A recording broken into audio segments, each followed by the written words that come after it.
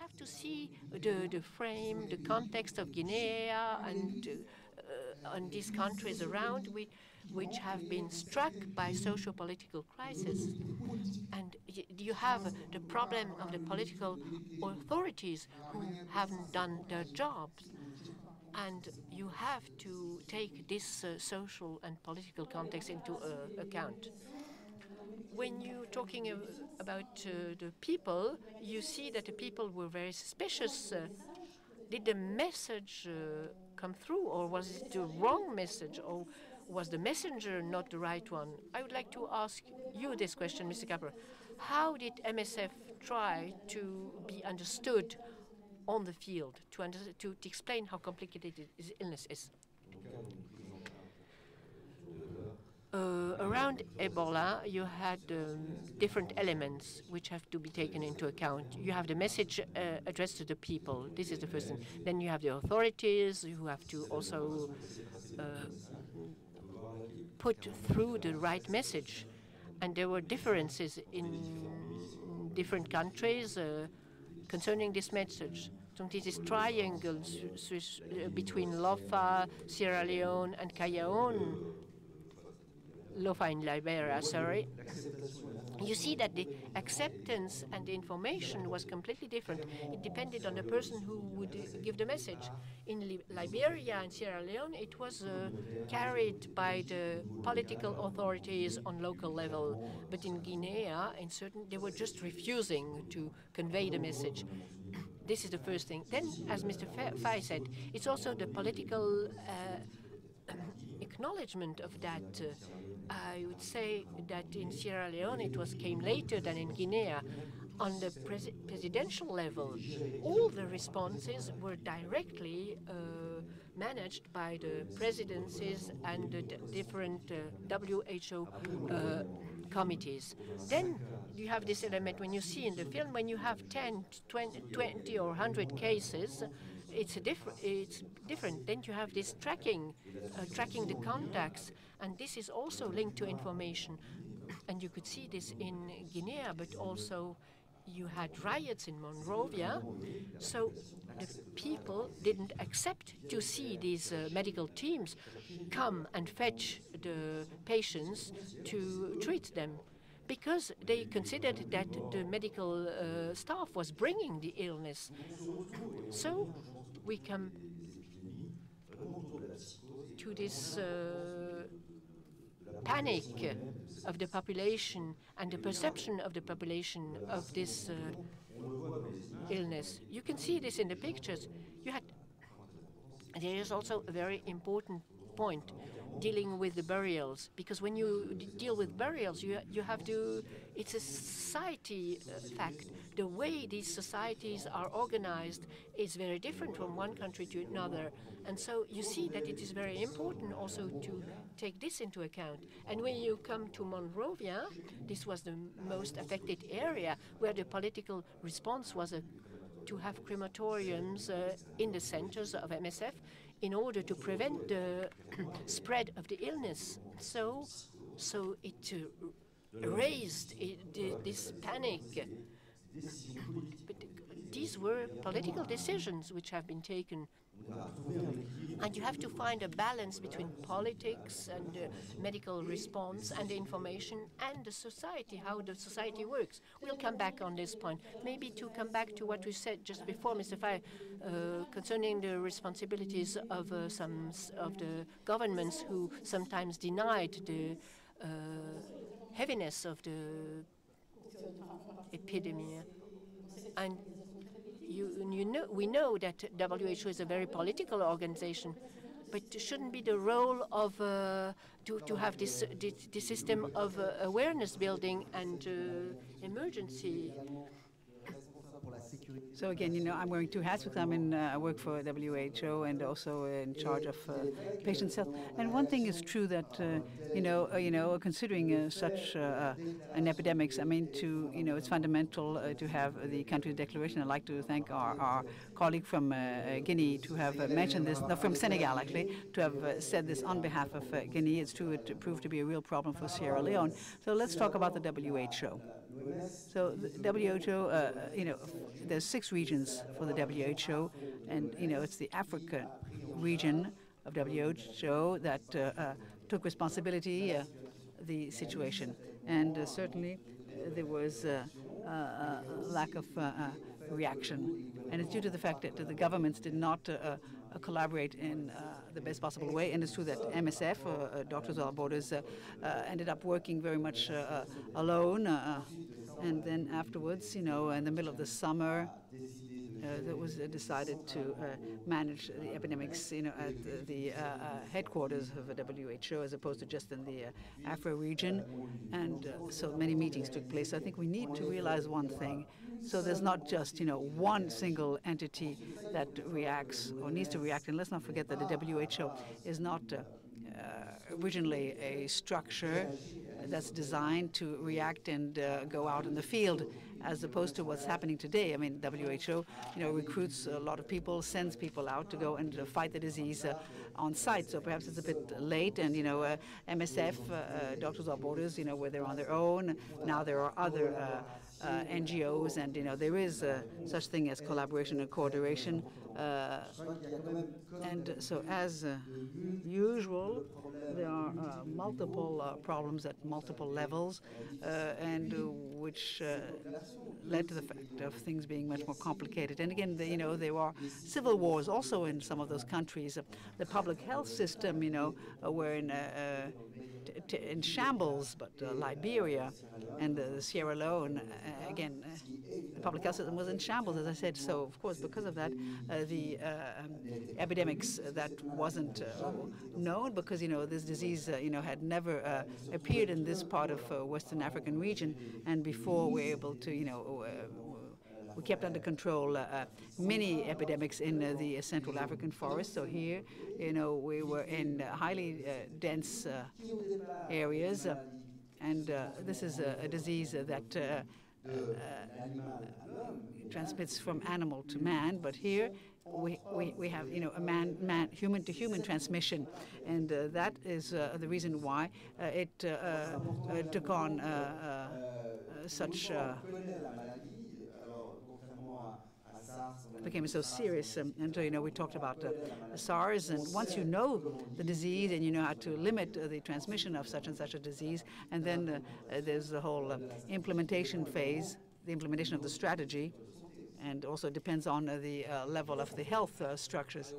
And example also for myself to understand what this situation looks like. In French, you have an expression, you say it's a flambée épidémique. So to use the fire and firefighters sometimes helps. So if you have a fire at home, you try to first extinct it yourself, and then you ask somebody to call the firefighters, right? Then the firefighters comes, and the chief firefighter is in charge. They put up the pipes, and then they extinct the fire in the house. That's not like that at the moment in epidemics. So first of all, there is no firefighting. There's no emergency like that. So if you, as a country, which hasn't happened in this case, then would ask WHO to come, there would be, first of all, there would be some experts coming to see if you've done the fire regulations right. And then if you then say, well, there's a fire in my house, then you get some experts there. Then they would need to ask for water and for gas from house to house. Because there's no such thing as a pond that you cherish in a community. And then once you've got the fire there, then the pipes don't work because they're too small, so too big, or whatever. And that's exactly what we've seen in this epidemic. People were ready to help with money and with resources. It took administratively too long. There was no money in the CAS, so and so therefore the fire could actually just turn off. Oui, il est vrai, je vais... So let me just come back to the role of the WHO. It's so that when there's a flare somewhere, the country has to try and actually extinguish the flare of fire. So what happened in Guinea, there was a lack of leadership. So when I came to Guinea, again, the emergency crisis team met at the WHO, and the meetings happen at the Ministry of Health, because so there's the leadership of the country that needs to be involved. So when we're using, the matrix of public health in a given country, the WHO, had to recognize that his role had changed. So they have to intervene and they have to coordinate action. I think that is one of the reasons why it took long to react, because the WHO took some time. That in this. It wasn't expected to just coordinate, but also it was also expected to take on an intervention role, and I think that is very specific about epidemics and the story of these epidemics in Africa. So one last point I'd like to make, because yes, we've talked a lot about the message. I liked what Didier said about the issue of communicating messages. And the colleague from MSF, Doctors Without Borders, also. I mean, there was a lot of rumors going around in Guinea and in Africa as well. But, and we can describe them. I mean, we know these rumors, but what you have to go looking for is the source, the origin of the rumors. Where do they come from? And, they take many different shapes. I mean, there are rumors that, come from the political authorities. I mean, there have been rumors that were spread, from the international environment. And we didn't realize this, earlier on in the film. We heard people talk about these viruses, that actually escaped from the laboratories, and that came from Guinea because there was the media dealt with epidemics, and people started to have different viewpoints, and that perhaps has stopped the reactivity. So the diaspora, we've forgotten about it, but the diaspora was responsible of the rumors, and the many people called from France and their families in Guinea to say, don't allow people to come into your homes. And in our response, it was a national response, and especially for communication, we didn't realize that things were happening somewhere else. In other areas, in other places than in Guinea, and this is very important. So, considering the given situation in Guinea, and we found out too late. So these are some of the factors that did give rise to certain issues. I mean, we're talking about human rights, so burials, funerals. I mean, and again, there's the epidemiological rationale is faced with a social reality and a medical reality and social risk. And and there's the issue of human rights. I mean, does the bodies belong to the doctors, the Red Cross, or the Doctors Without Borders who come and fetch the body? I mean, we can understand because there is a health risk, but have we actually discussed this versus the social? The society, because if the body belongs to a society, to a family that want to actually give it a dignified burial, and they want to know where the person is going to be buried, because they want to be able to actually preserve the memory, and this is very important for collective memory, the village's memory. And this is what I call dishumanization process that took place in the way this epidemics was dealt with. This is extremely complex, and I think this is part and parcel of the lessons we need to learn. And today, we need to think about what is it we mean when we talk about training doctors versus the epidemics management. So yes, you talked about certain community practices. So Fanta Camara is here. Can you hear us? Yes, I can hear you. So hello. Fanta. So we're here at the Human Rights Film Festival and International Forum. We have a panel of representatives. So Fanta, can you tell us a little bit about what happened to you? I mean, you contracted the Ebola virus. So how did it happen? As you just said, my name is Fanta. I was 25. Yes, and I contracted the Ebola virus. We're very sorry, but the sound is so bad it's practically impossible to translate.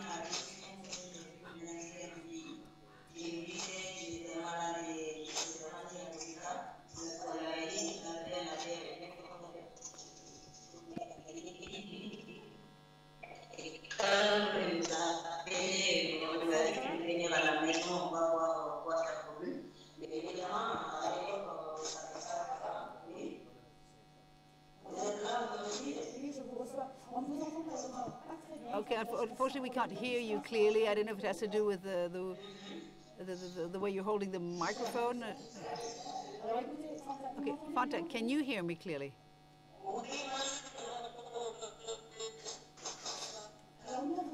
Okay, unfortunately, we can't hear you clearly. So again, you know, we're going to disconnect, and someone is going to try again. So back, I think you wanted to react to what was said earlier on. Yes, you know, again, you know, raising awareness about Ebola. I mean, let's not forget about the political side of things and not just focus on MSF and the WHO, but let's think about, you know, the policies in the major nations. I mean, in the film, looks like, you know, humongous means are at play to actually keep under control the epidemics. I mean, we do that in our countries versus the flu, but then we get the impression, you know, with this epidemics, as with other epidemics, is when there's a real threat in the Western world that we really start to react. You know, at the very beginning, you know, the first political measures was to try and contain the epidemics where it emerged, to accept, you know, the epidemics is there. Okay, there's a few people are going to die from it, and a few people infected. But we started to have cases, you know, that were in other countries and not, you know, exported by health professionals who were there and who came back to Western countries. That's when we started reacting. And, you know, we also reacting for interests that don't just have to do with the human beings, but also economic reasons. And so we talk about, you know, humanitarian reasons. I think you have to focus more on this, because very often that is not what's the focus. I mean, for our first question, I should have perhaps explained it better. I mean, I talked about the MSF and Doctors Without Borders, you know, was sending out alerts as of April. I mean, let's be clear about this. I mean, the MSF reacted when cases emerged in Europe and in the United States. I mean, you think we need to say this? Okay, I'll give you the floor in a few minutes. And so the international community only reacted later on. So it's only at the beginning of September that the United Nations, you know, to start being preoccupied. You have to understand there were two phases in the illness. The first phase, which we went through quite quickly after it was assessed that it was really Ebola. It was in March, and as you could see in the film, it was very good. It was filmed in April. At that time, we had only 10 cases. Only 10 cases. So we really thought, and this is one of the lessons to be drawn, is that we could do as usual, because it was our fourth Ebola epidemic. It was not the first one. So we thought, okay, we could make our job as usual. And this is what we thought, and we were completely wrong, because it increased very quickly, and this was like fire. When you have only one case, when among 150 and linked with 150 persons, so the epidemic is very quick to spread. So this is what happened. And secondly, then we realized that it's increasing in June, and this is what has been said and explained, and the presidents and the governments of the country, and we have been working closely with them, and we were not very satisfied because they were very slow in their reactions. So it was not like in Switzerland or in France. Health ministry should be in charge of that. And then here we have very weak systems it was a year of elections, and as you said, so many things happened parallelly at the same time. And so we didn't react enough in this context. So I'd like to come back. Even the press, the media, shown in July and August that the hospitals in Liberia and Guinea were empty, and the governments completely failed and we could try to explain why, and we can see what is to be done to reconstruct their systems and the health system. So it didn't function as it should function. All the hospitals didn't function as they should have in front of such epidemics. So what kind of means can be done to support an organization like Doctors Without Borders? If you allow me, on hospital levels, we were in health system which were very precarious and very weak. And it was just the element which was too much, because you had a health professional who have been infected, and they started to leave the hospitals. They were afraid of the illness, and they wouldn't come back to work. And also the patients left the hospital, and we were afraid to be contaminated in the hospitals. And there were some rumors that the illness had been inoculated to some in the country, and so all these systems couldn't manage even the simplest crisis. So you had these treatment centers for Ebola, which were managed by MSF. So all the hospitals were empty. You couldn't go to bear children. You couldn't go. Nobody went to bear children to give birth to children. Sorry, to go under surgical operations and so on. So very little medical staff remained in the hospitals. So these countries were not at all ready to respond to such a crisis. And also the population and the people, because we didn't work enough with the population and the heads of the villages. The people came in these space suits in villages, for instance in Liberia, and it reminded them all the military suits they had seen through years during the Civil War. So all these elements led to the fact that the people refused to receive help.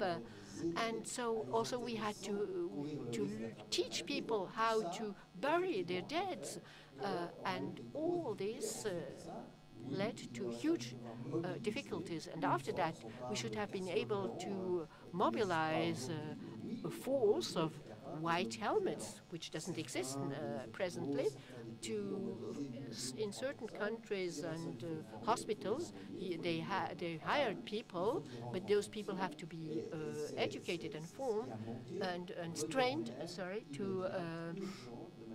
to be able to explain to the people what is being done. And the anthropologists can tell us all our mistakes. Mrs. Sai, it's an epidemic where you had to ask anthropologists to intervene. What was your work on the field, please? Perhaps, before actually answering your question, let me revisit a subject. We talked about the political systems, and we're talking about the precarious health systems, and we see that the health systems in those countries are very precarious. I mean, in Liberia, we found out that there were very few physicians or GPs, and with the Ebola outbreak, we realized that the health district in Masentana doesn't even have a vehicle to go from one village to another. So who's responsible? Because at the same time, we're actually encouraging global health, international health. I mean, that's what those words are in everybody's mouth, but nobody actually practices, because again, the African health system is so precarious. And one of the results of the vertical health programs that have supported diseases and then have not supported the reinforcement of the public health systems. And for my part, I work at the World Fund for the new funding system, and when there was Ebola, we didn't understand that we needed to reinforce the health system. So we set up a budget line, funding line, to say we're going to continue financing tuberculosis for continuity of care, and we continue with this mistake. We go on with the same mistake from this viewpoint. We are in global health, and what's important is that we need to see how both the international level, and let's talk about the sub-regional African environment. So WHO was mobilized, intervened with the Afro, and the model of the Ebola management systems in the rural area in the Democratic Republic of Congo did not work. And all the epidemiologists that were sent by Afro came from the Democratic Republic of Congo. That's again a mistake, but it's easy to understand because this was something totally novel. And so what did the Health West African Organization do? Because fine, we can talk about the WHO because we're talking about international public health, and at different levels there are going to be different people coming in. So what did the African Union do? Question mark. What did the West African Health Organization do? Again, question mark.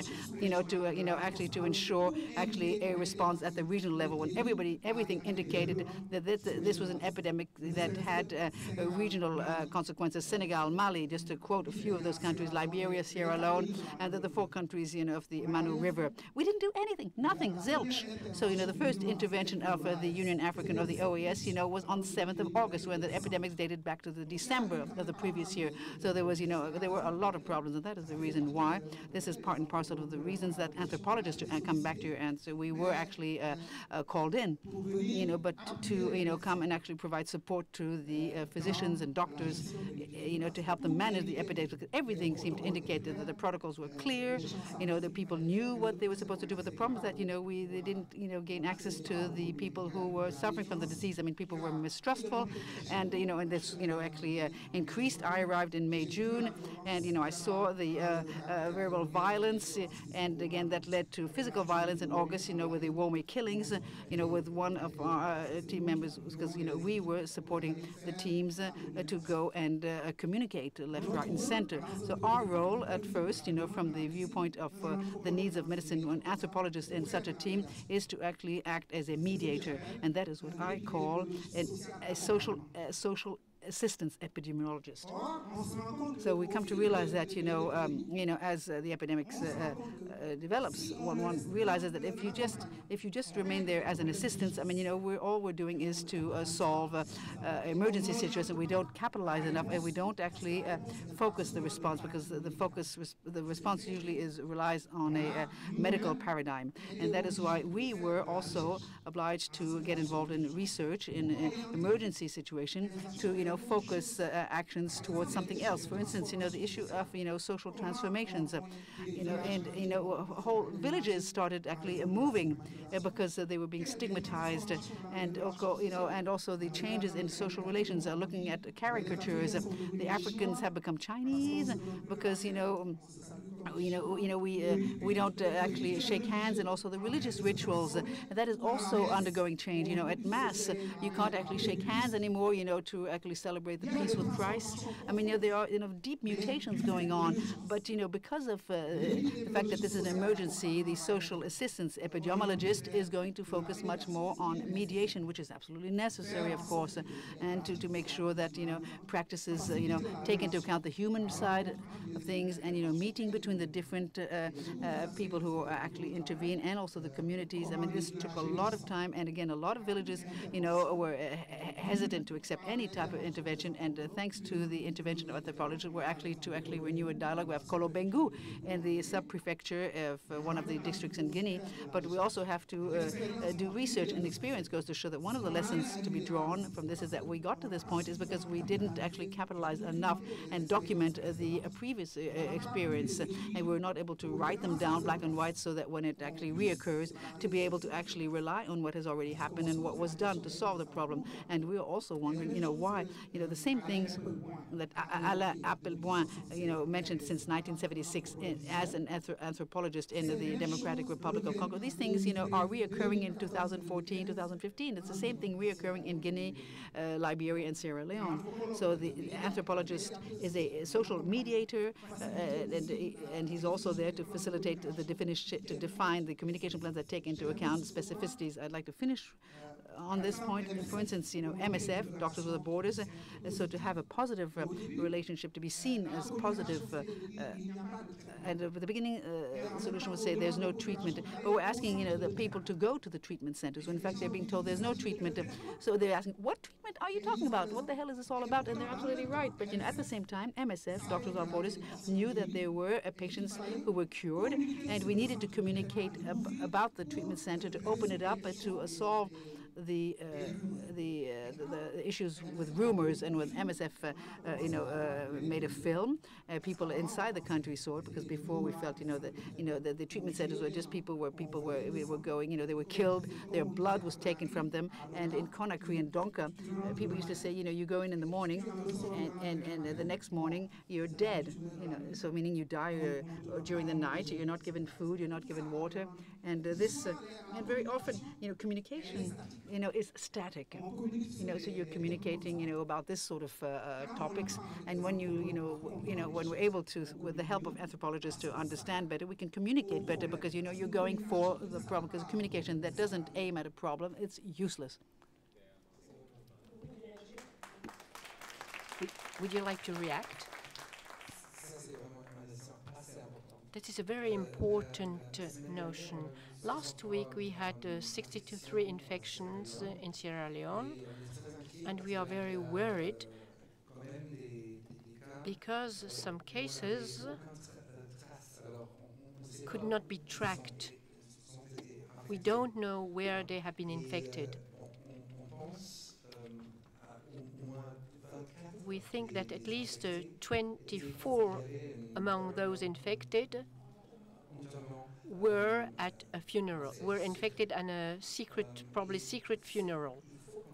And one has to understand why you have funerals, secret burials. And if you don't understand that the people are afraid and that a woman cannot be seen naked by another woman if she is not in the same tribe, if you do not understand those anthropological issues, you will never be able to reach the situation where you have 0 cases. And it's not surprising that the people say, okay, we mistrust. We have no trust, because if the people do not understand what it is about, and if they don't understand that it's important for them.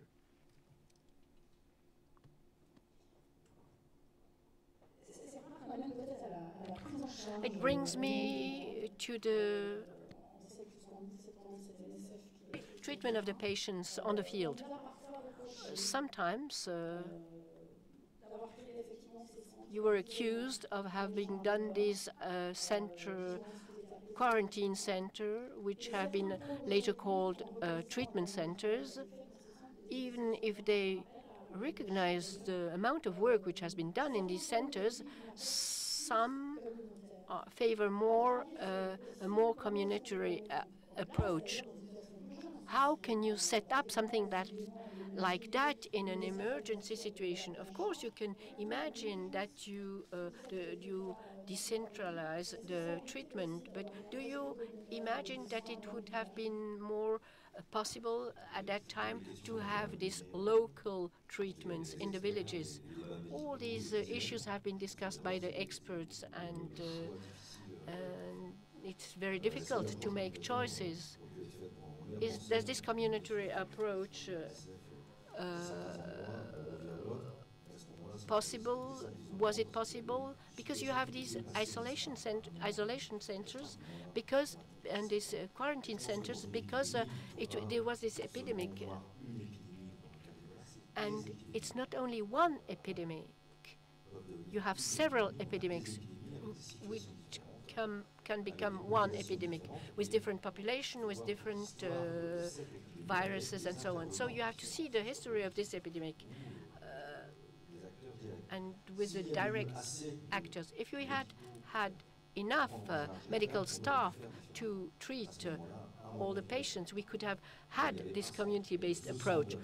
But we were in front of a difficult choice to protect the staff and to protect also the population, so that the center wouldn't become a center which would spread the epidemic, and we had to do all the tracking work and the cremation inside. So all the discussion amount issues of this community-based approach, of course it's an expert discussion. We can have a transit center, you assess the people, they are negative, positive, then you send them to the treatment centers. Then, but also in certain centers you have the specialized staff, trained medical staff, and you have also the population who can assist them and work with them in those so-called transit center. There was another issue. At what time is a patient cured to go out of the hospital? Or if somebody is, for instance, discharged from the hospital when he's negative. So all these different community-based approaches, you have to think it over. It's not only one action which is going to solve the problem of the epidemics. So maybe converging approaches, converging actions, which will help to solve the problem. And of course, you have to set priorities, and this is the real difficulty in this epidemic. The difference with the flu is that it is human contact. You cannot catch this disease so easily as flu. All what has been done around epidemiology, you have also, it has also been spoken a lot about modelization. They were talking about 1.4 million cases. We have about 100,000 cases now presently. And we are receiving lots of information, and some say that they know the illness, but the disease. We don't know this disease. We don't know how it evolves. We do not know the risk factors. We have better treatment possibility, and we realize that certain population segments, age segments, were more prone to be infected than others, but this leads to a different way of treating the whole epidemic itself. I would like to open the debate. This gentleman in front.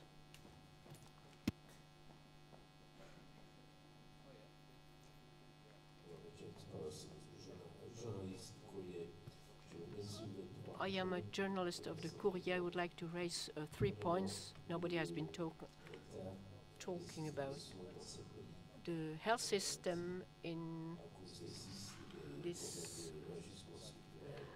Some health systems have been completely crushed because of this structural adjustment system. Of course, you had wars in these countries, but nothing was rebuilt after these wars. And because of these structural programs, nothing was done. Since these countries are risk countries, they pay about, they're servicing their debts to amount of 30% of the debts.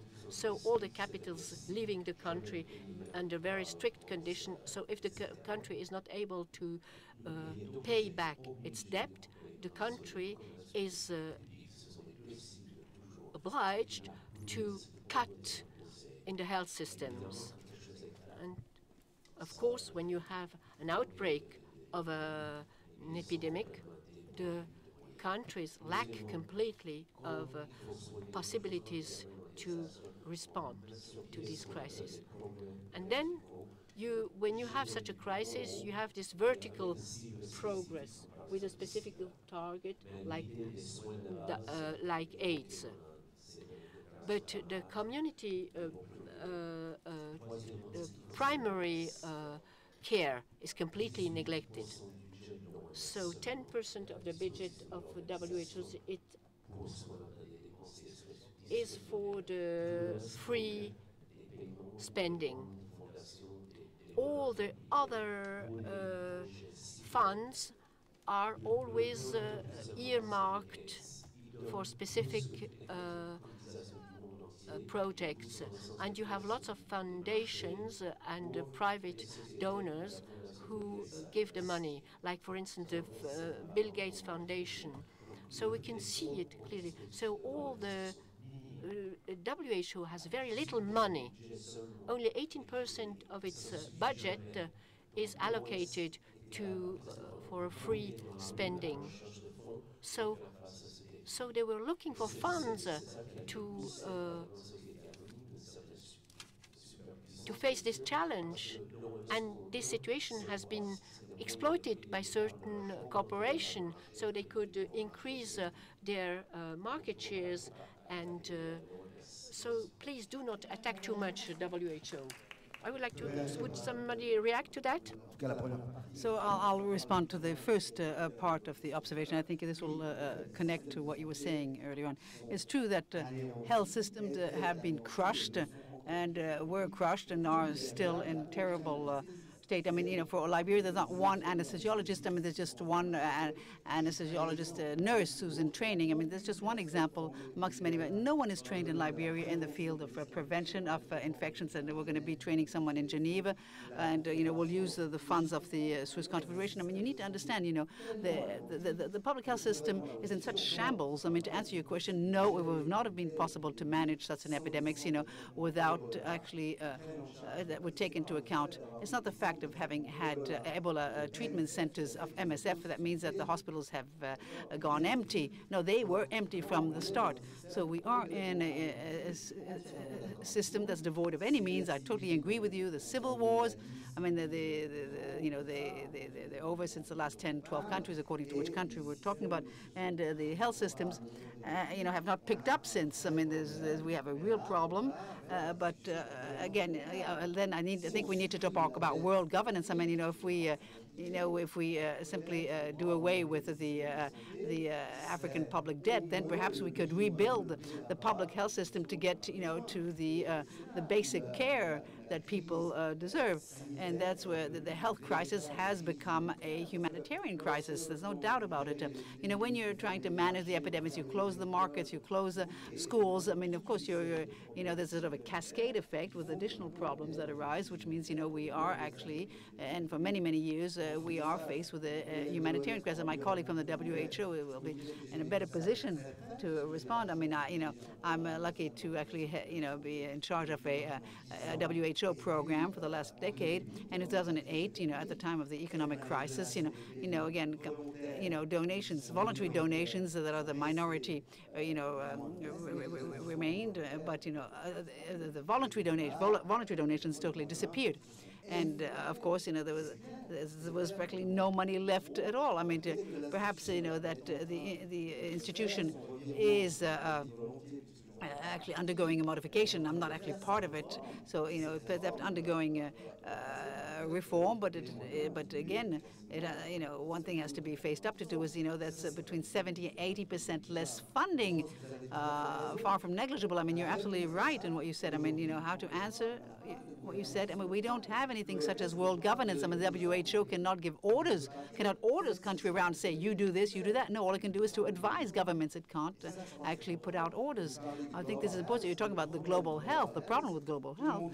You know, everybody can see what needs to be done, but, you know, without world governance, that, you know, that actually would actually force a certain level of equity. But to get sort of a basic equity amongst countries, you need funding. Never let a crisis go to waste. I think that's Churchill who said it. And just to reconfirm what you've been saying, I think if we don't draw the lessons, so I'm so happy that we have this discussion here today, but perhaps we need more. We need a proper analysis of what has happened and who can do what. So just to follow up on a couple of points. First of all, I think if we don't draw these lessons now, we will see even worse epidemics in the future. You've seen in the film how globalized we are. So if we're not looking at global health governance and governance for global health, then we really will see much, much more crises. Now, the first thing you said, yes, give WHO more teeth, right? The international health regulations, you should inform WHO, but if you don't, there's no consequence. That's what we've seen, right? We've seen that if then we give advice, conseil, if people don't take it, we have no grips on them. So we need that. And to really see, and thank you so much for your 3 points you've made. You're absolutely spot on with this. We see not only these 3 countries with so weak health systems. I could name at least 15 countries which have so weak health systems where tomorrow a next crisis could happen, right? And yes, with the vertical programs, that was something, a political issue, to say we need to have the quick wins, right? So therefore, funds established AIDS hospitals, and they paid the nurse 10 times more than he or she would have gotten in the national system. So what does a nurse do? Of course, they move to the AIDS clinic, where unfortunately all the other diseases are not treated.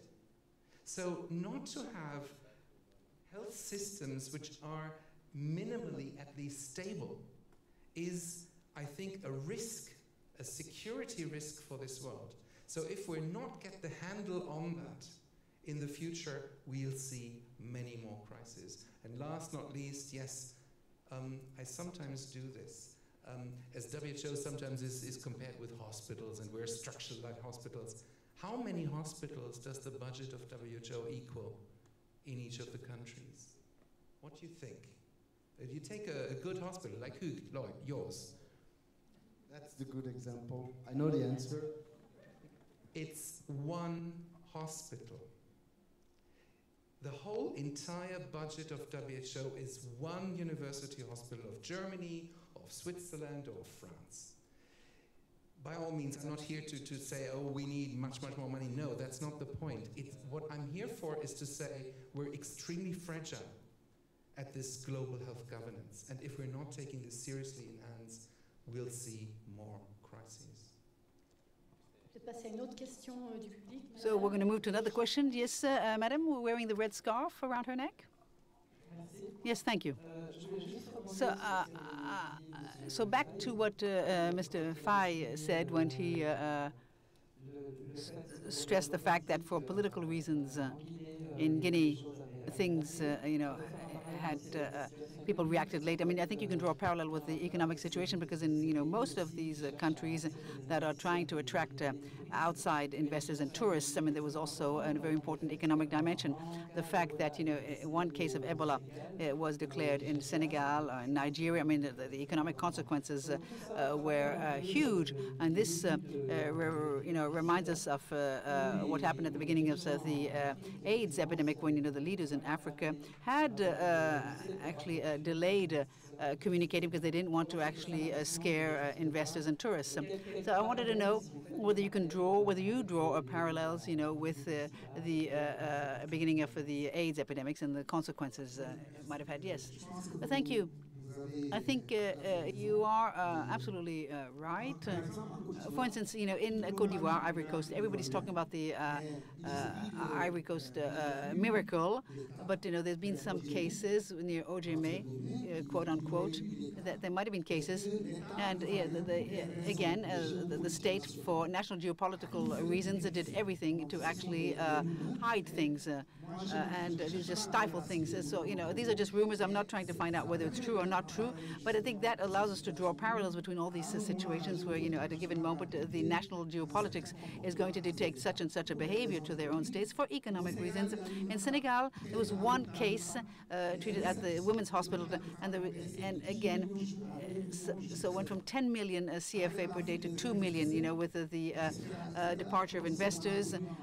And as we experienced in Guinea, investors just fled. But so at the time of HIV, I mean, there is Sandrine Mousseau, who was at the ex-Marseille anthropology department, and she shows that you can draw parallels. And at the time of the HIV, beyond all of this, there still was a very strong reaction on the part of the human rights associations that actually, for certain people living with HIV, they actually obtained the right for them, for humanitarian reasons, to come to France and to actually get their residency permit. But in the case of Ebola, we didn't see these human rights associations get up and going because of the very specific character of the Ebola virus. And the only right that these people gained was to stay at home, and they were not able to obtain the right to go to another country. We can draw parallels with the HIV, but as regards certain factors, these are two different diseases because HIV, has a much more silent expression, whereas Ebola is much more destructive, and it is actually and this is actually a dishumanizing disease that we're trying to make more human. Any other questions? Yes, gentlemen. Yes, so with the cap. Yes, I'd like to contribute a testimonial and perhaps ask a few questions to the panel. So I'm a journalist. I live in a country very close to those countries. I live in the Ivory Coast, or Côte d'Ivoire. So, what I'd like to say is that, so perhaps, Ebola is still here, but I have the feeling that the whole world has not quite understood the threat. I mean, it's incredible, what we're experiencing with the Ebola virus. I mean, this is a disease that is spectacular. I mean, what I've seen in the Côte d'Ivoire, I mean, there were situations where, people who were suspected of suffering from the Ebola virus, I mean, they would actually denounced, they were reported by members of their family, and a whole district. I mean, people fled a whole area because they said, if we don't leave this district, as soon as we'll discover that there's a suspected Ebola case, we will all be actually quarantined. So the whole district will be under quarantine, and this is extremely dangerous. It's a very dangerous disease, and the reaction is spectacular. And here's one of my questions. I think that's what's so specific about epidemics. I mean, they come and go, but once they've gone, those who are responsible, tend to forget about it. I mean, has time not come now? I mean, MSF is there, WHO is there. I mean, isn't today the moment where we actually try and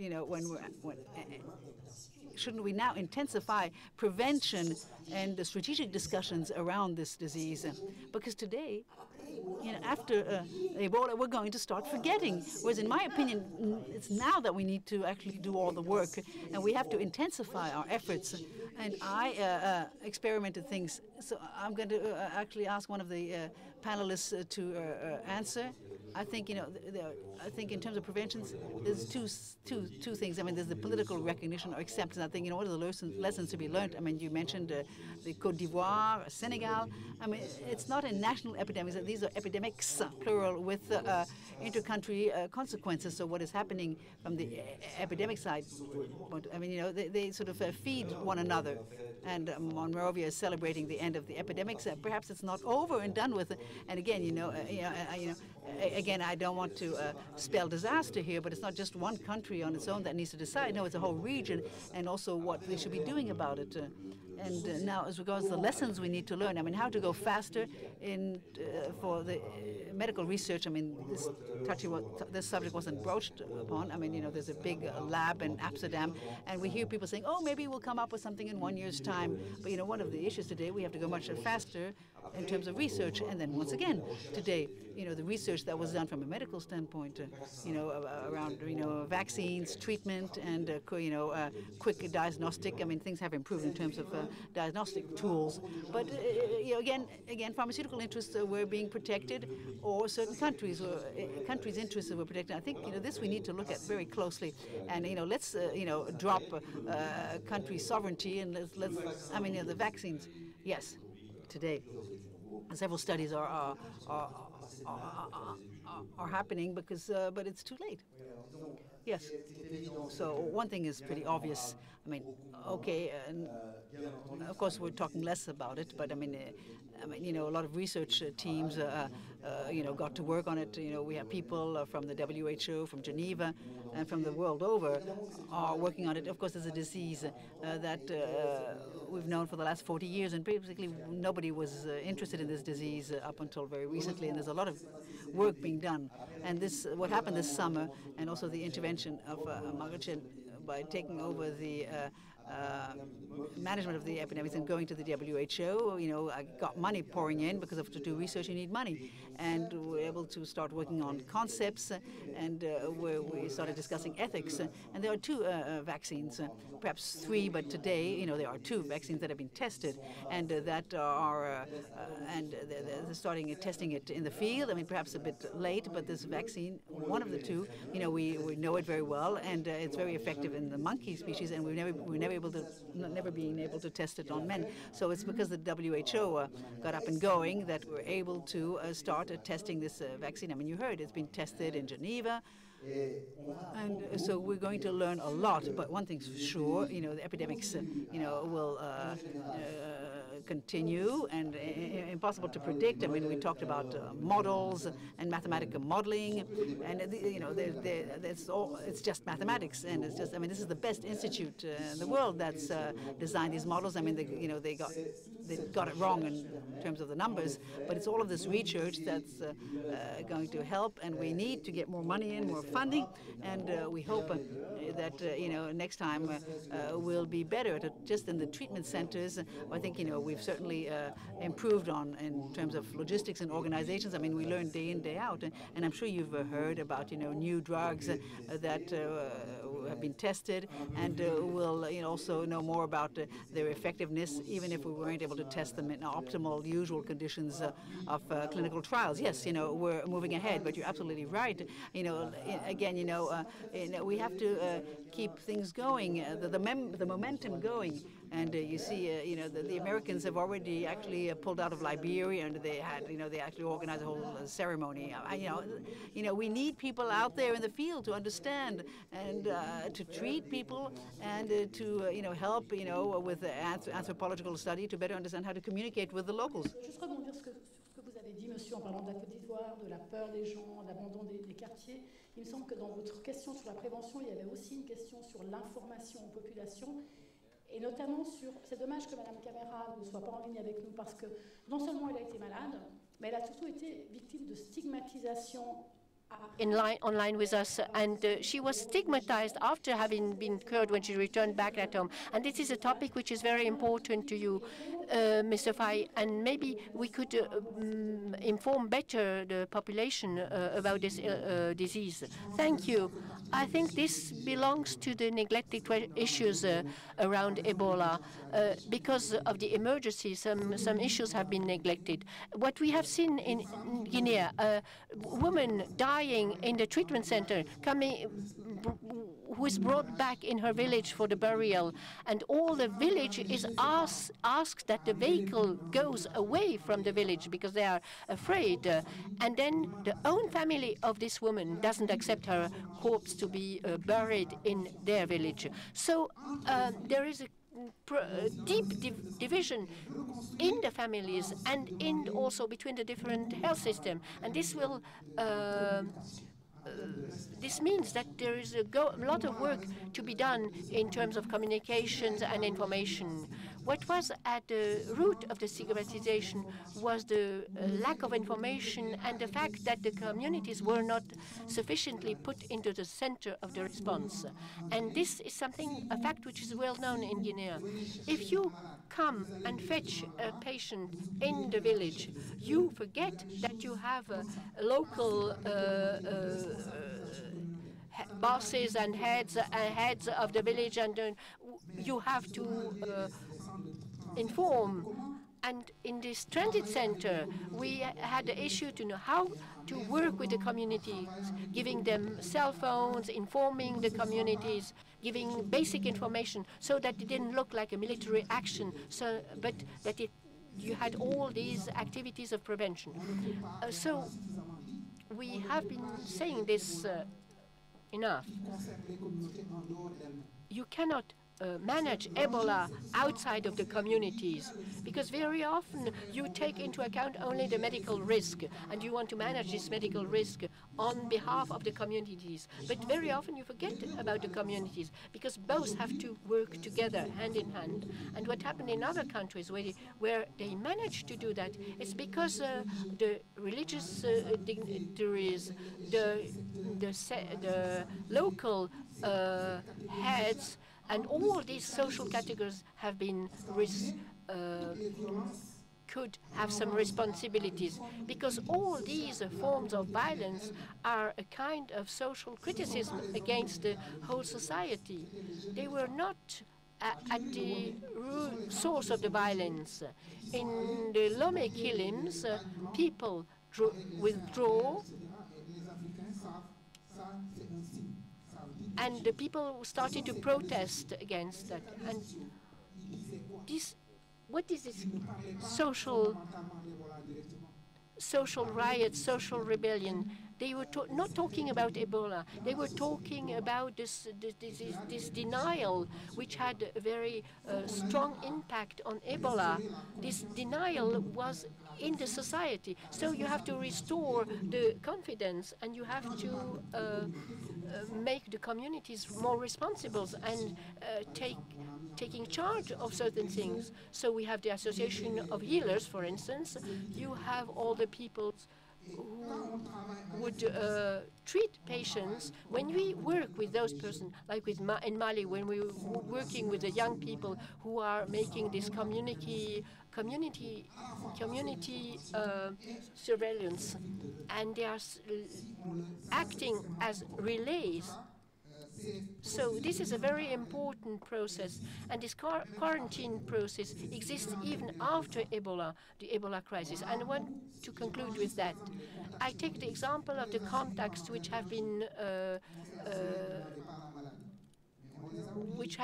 under follow-up, and these categories have been forgotten, and you have much more social problems in these categories of the society. You have divorces, you have people who have been sent back from their work, who have been laid off because they were persons of contact. They were not recognized as patients, and as. So, what does this mean? If you don't work on this treatment of the people, and you have this, you have not only the problem of the cure of the disease, but also of the cure of different social problems. How can we cure socially the society from Ebola? And those questions must be raised, because we have to work on these questions. These are the next challenges in this country because of the social transformation, which are very deep.